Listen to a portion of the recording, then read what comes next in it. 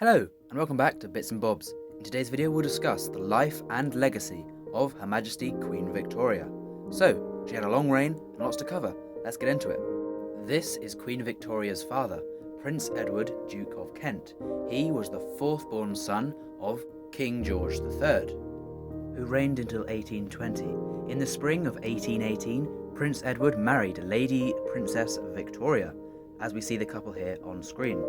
The royal couple lived in Kensington Palace at London, which is a lovely palace with very big grounds. They only had one child, and on the 24th of May in 1819, this child was born. Her name, Queen Victoria, or at the time, Princess Victoria. Now, on the 29th of January 1820, George III died, so the throne was then passed to George IV, who took the throne very early in Queen Victoria's life. Only 6 days before the death of Queen Victoria's grandfather, George III, Queen Victoria's father, Prince Edward, had died, meaning that with her father and grandfather both died, she was brought up by her mother and still lived in Kensington Palace. Here are some early pictures of the young Queen Victoria growing up. As a child, she was taught all the royal protocols and stuff, as it was quite likely she would become a future queen due to her father's early passing. Queen Victoria's childhood ended on the 24th of May in 1837, as she turned 18 and became an adult. Not long after, the current king at the time, William IV, who had taken the throne in 1830, died on the 20th of June in 1837. This meant Queen Victoria ascended to the throne on the 20th of June in 1837, at only 18 years old. Due to her young age, in the early years of her reign, she depended heavily upon the then Prime Minister, Lord Melbourne, and they developed a close friendship during this time. Queen Victoria first met Prince Albert in 1836, and on the 10th of February 1840, the two were happily married. Despite it being an arranged marriage, the couple were very happy together. Now then, let's talk about Queen Victoria's coronation.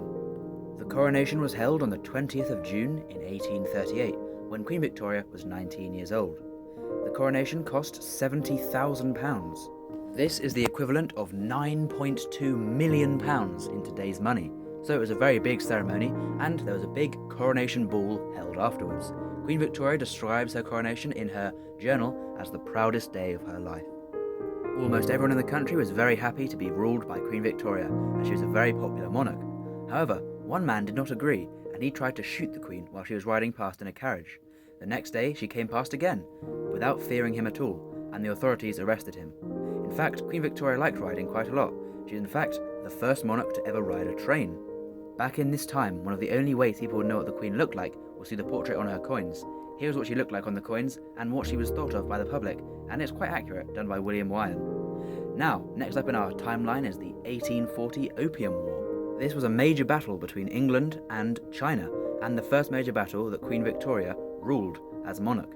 The British were successful and destroyed the entire fleet of Chinese ships, as they were less technologically advanced. The Chinese surrendered, and the opium trade kept up for Britain. This was a major success for Queen Victoria, and only boosted her popularity. In fact, under Queen Victoria, Britain was an unstoppable war machine, conquering and winning battles all over the world. To many, Queen Victoria is the face of the British Empire.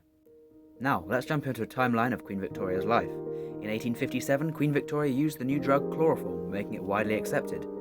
In 1851, a very famous event was held at the Crystal Palace.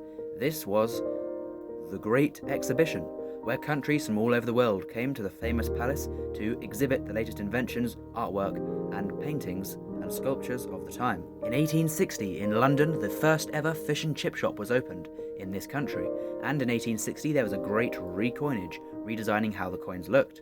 Now sadly, in 1861, both Queen Victoria's mother and husband passed away, meaning that for the following few years, Queen Victoria was very sad. By 1876, all Queen Victoria's 9 children were adults and were married into a lot of royal families around Europe. Queen Victoria is also named Empress of India in this year.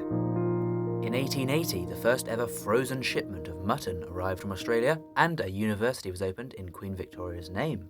To some, the 1880s is the golden era of Victorian England, battles being won, skyscrapers being made, and just Britain really experiencing a huge economic upturn, not just for the rich, but also the poor, and the middle classes became much wealthier with all the new money in circulation, with lots of businesses being opened up for even more profit. In 1887, massive celebrations took place in London and all across the country as Queen Victoria celebrated her Golden Jubilee, marking 50 years on the throne and a great time of success in the country. In 1891, school becomes free for children all across the country. In 1896, the first Daily Mail newspaper was issued. And in 1897, the Jubilee celebrations once again kicked off as Queen Victoria became the first ever monarch to celebrate a Diamond Jubilee, after reigning for 60 years. The year 1900 soon arrived and Queen Victoria became the first queen of the 20th century. However, in January of 1901, on the 22nd, Queen Victoria died at age 81, a great age for someone born in the reign of George III. In fact, she was the longest reigning monarch until 2015, when that record passed to Queen Elizabeth II. Queen Victoria was succeeded by her eldest son, Prince Edward, who became Edward VII.